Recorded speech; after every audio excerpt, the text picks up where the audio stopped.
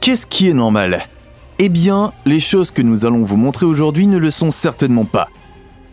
Au vu de ce qu'ont fait nos ancêtres, nous ne pouvons que secouer la tête aujourd'hui. Surtout en ce qui concerne le 6e point, qui nous laisse complètement abasourdis. Vous voulez savoir quelle pratique inimaginable n'était pas rare il y a quelque temps ? Alors restez à l'écoute et assurez-vous de regarder cette vidéo jusqu'au bout. Avant de commencer, n'oubliez pas d'appuyer sur le bouton j'aime et d'activer la cloche de notification pour voir d'autres super vidéos. Et restez dans les parages jusqu'à la fin pour découvrir l'une des traditions les plus étranges d'il y a quelques années, qui est vraiment bizarre.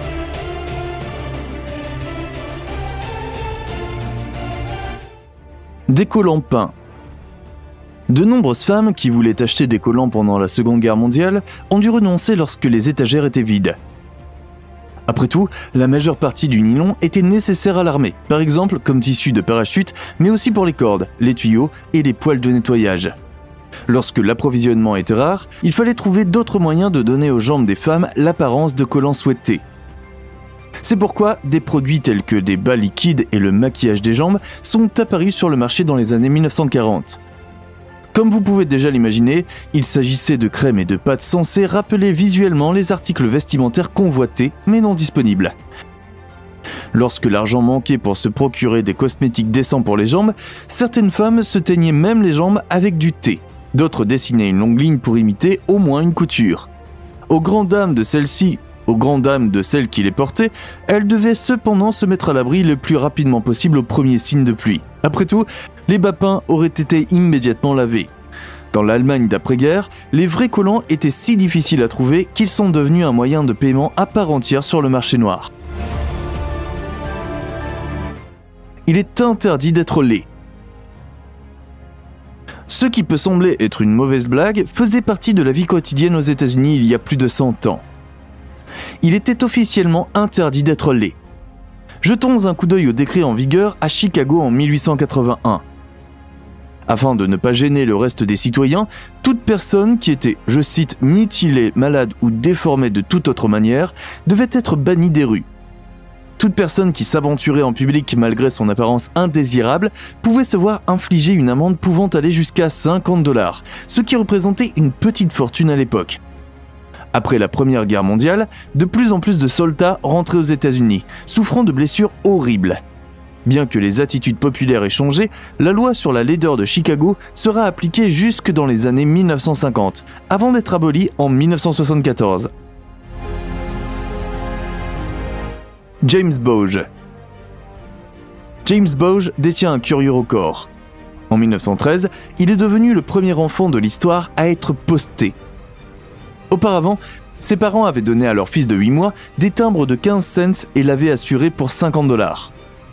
Et comme de juste, le garçon a ensuite été livré dans un colis à sa grand-mère dans l'Ohio. Le service des colis de la poste américaine n'avait commencé à fonctionner que quelques semaines auparavant. Et il n'y a pas encore de réglementation précise sur ce qui peut être envoyé par la poste et ce qui ne peut pas l'être. Les timbres étant nettement moins chers que les billets de train, certains parents ont rapidement eu recours au courrier des enfants. C'est le cas de Charlotte May Pierstoff, 4 ans, qui a parcouru près de 120 km dans un sac postal. Cependant, cette agitation bizarre, dans laquelle personne ne se souciait du bien-être des enfants, a rapidement pris fin. Après l'interdiction officielle de l'envoi des personnes, il n'y a eu que des livraisons isolées d'enfants. Le dernier cas connu remonte à 1915. Fumer contre l'asthme. Chaque année, des millions de personnes dans le monde meurent des conséquences directes ou indirectes de la cigarette. La consommation de tabac tue chaque année plus de 7,6 millions de personnes dans le monde. Aujourd'hui, les dangers pour la santé liés à la consommation de cigarettes sont bien connus. Mais cela n'a pas toujours été le cas. Il y a environ 100 ans, les gens pensaient que fumer était même bon pour la santé. En fait, cette attitude était partagée par certains médecins qui apparaissaient dans les publicités pour le tabac, célébrant la fumée âcre comme un remède contre l'asthme. Dans le détail, il s'agissait d'un stratagème marketing aussi cynique qu'efficace de la part des compagnies de tabac. En fait, de nombreuses personnes savaient déjà au début du XXe siècle que la cigarette n'était pas du tout inoffensive. Il faudra attendre plusieurs décennies pour que le grand public apprenne la vérité sur la façon dont cette habitude peut vous envoyer dans la tombe. Malade mental. Asile d'aliénés, maison de fous, asile de fous. Les synonymes péjoratifs utilisés autrefois pour désigner les cliniques psychiatriques ne laissent aucun doute sur la façon dont la société considérait ces tableaux cliniques à l'époque. La question devient encore plus fatale lorsque l'on examine comment les malades mentaux étaient traités avant l'ouverture de telles institutions. Au XVIIe et XVIIIe siècle, les citoyens s'efforçaient d'obtenir ce que l'on appelle l'exclusion de la déraison. Cela signifiait que tous ceux qui étaient différents de quelque manière que ce soit étaient enfermés dans un espace commun. Outre les soi-disant malades mentaux, cela incluait également les chômeurs, les prostituées et les mendiants. Souvent, les prétendus aliénés étaient enchaînés et soumis à des tortures brutales pour les ramener à la raison. En effet, à cette époque, on pensait que les malades mentaux étaient résistants à la chaleur, au froid, à la douleur et à la faim, de sorte qu'aucun vêtement ou nourriture suffisante ne leur était fourni. Particulièrement perfide, dans certains cas, les détenus, on ne peut pas parler de patients dans ce contexte, pouvaient être dévisagés pour une petite somme d'argent. Zoos humains. Puisque nous parlons de pratiques inhumaines, penchons-nous sur l'histoire souvent oubliée des zoos humains. Si nous enfermons aujourd'hui des moutons, des éléphants ou des ours dans les zoos, il y a de nombreuses années, des étrangers du monde entier étaient enfermés dans des cages et exposés. En fait, les étrangers en exposition avaient une place permanente dans toutes les foires, festivals folkloriques, cirques et zoos. Les attractions pathétiques étaient toujours présentées dans un décor détaillé. En 1986, cela concernait également les 230 personnes originaires du Soudan qui devaient vivre dans des maisons en terre à l'exposition de Genève, malgré le froid glacial. Bien entendu, les prisonniers n'ont pas choisi leur sort volontairement. Ils ont tout simplement été enlevés de chez eux et enfermés dans des cages.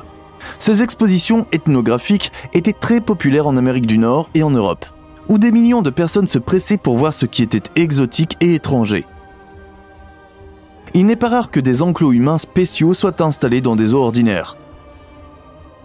Le dernier de ces ignobles spectacles humains a ensuite eu lieu en 1958, lors de l'Exposition universelle de Bruxelles. À l'époque, un village congolais et ses habitants étaient exposés. Coca-Cola et cocaïne. Vous saviez que nous finirions ici, n'est-ce pas? C'est l'un des faits les plus connus du monde moderne. Le Coca-Cola contenait autrefois de la vraie cocaïne. Sinon, comment pensez-vous qu'il puisse vous donner cette énorme poussée d'énergie? Le Coca-Cola est tout aussi populaire aujourd'hui qu'il ne l'était il y a plus de 100 ans. Des boissons de ce type sont connues pour être l'une des principales causes de diabète et d'obésité, et pourtant, nous continuons à boire ces boissons sucrées autant que de l'eau. Il a été dit que lorsque le Coca-Cola est arrivé sur les étagères des magasins, il contenait jusqu'à 250 mg de cocaïne, ainsi que des tonnes de caféine. Dans les années 1940, la cocaïne a été interdite. On a signalé que des personnes tombaient malades après avoir bu la boisson et au moins 13 personnes ont perdu la vie à la suite d'une overdose. De nos jours, la recette a subi un changement majeur et la boisson est bien différente de ce qu'elle était autrefois. Il n'y a plus de cocaïne dans le Coca-Cola, mais il y a une tonne de caféine. La prochaine fois que vous envisagerez de boire un café pour vous remonter le moral, optez plutôt pour le goût sucré et rafraîchissant du Coca-Cola.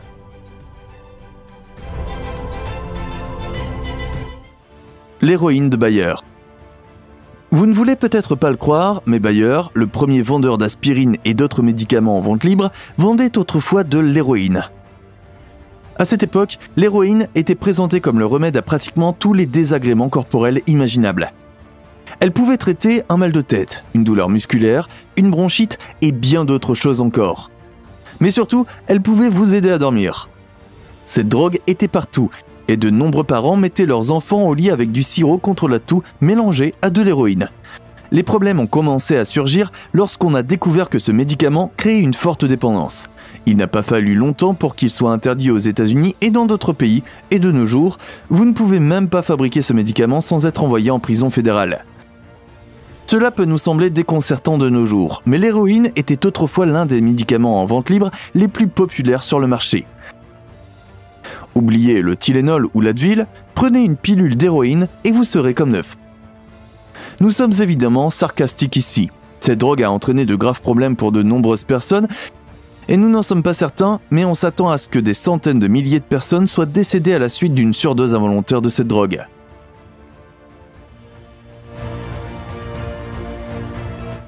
Collection de têtes tatouées. Beaucoup d'entre nous aiment collectionner des objets, qu'il s'agisse de timbres, de voitures, de jouets ou de toute autre chose.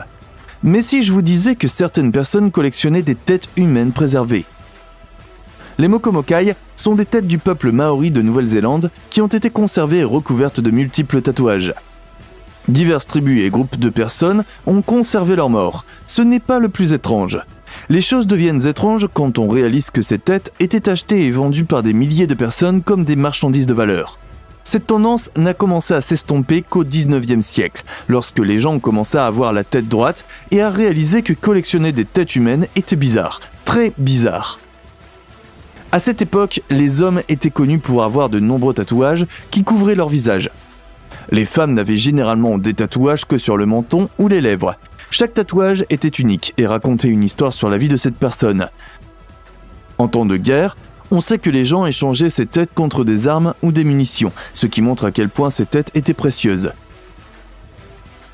Aujourd'hui, nous ne pourrions même pas imaginer conserver la tête de quelqu'un et la vendre. Mais à l'époque, c'était très à la mode et cela permettait de préserver les histoires et les vies des personnes décédées depuis.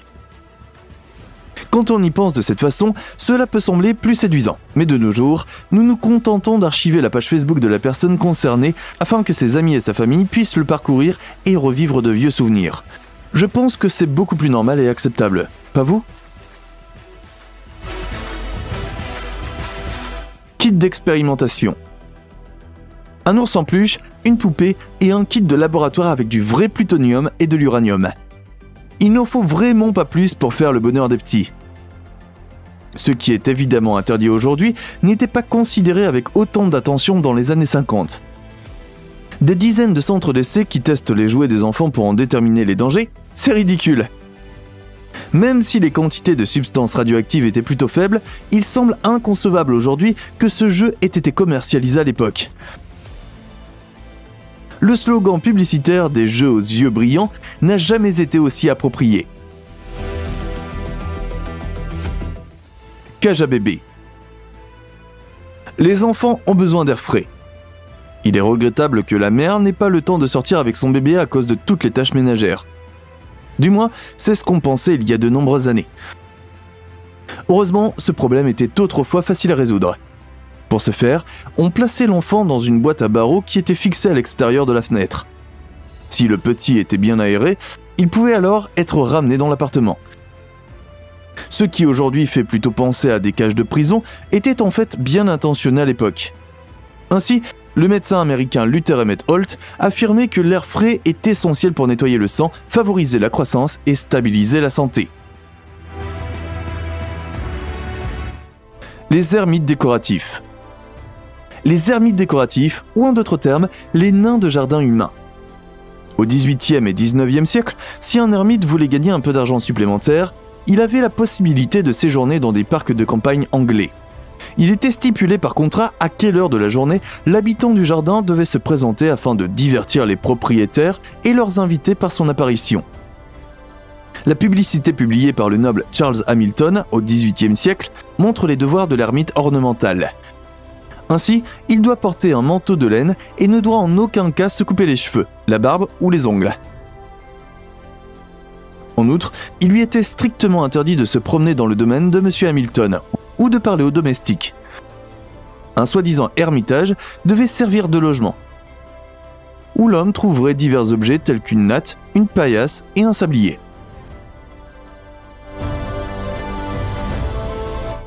Les morts. À l'époque victorienne, de nombreux citoyens se livraient à une pratique morbide. Ils prenaient des photos de leurs proches décédés.